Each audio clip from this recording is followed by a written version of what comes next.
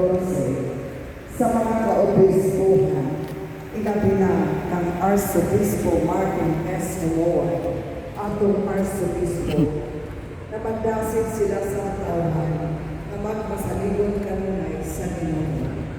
Mag-ampot kita sa Ginoo.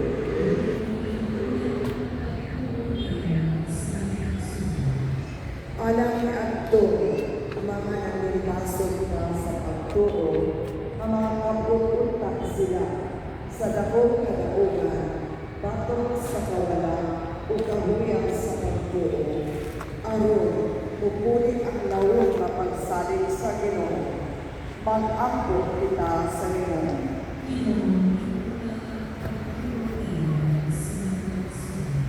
Samtang aniang kami sa pinagtuwid ng kasaulungan sa daya ng Jubilee, isip lulay na simbahan sa Osamis, hinaot na lingkuran kami sa among komunyon, aktibong pagkinangbigit sa among mga kalahukan, upang ublihon o pagbalakad sa among misyon, pag-ampon kita sa Ginoo.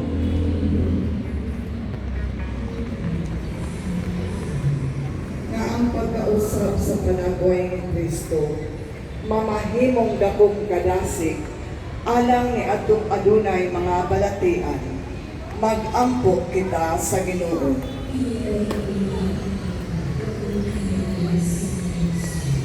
Nga ang mga galag sa among mga igsuong nangamatay, makatagamtam untag kalipay o kalinaw sa langit ng gingharian. Mag-ampo kita sa Ginoo.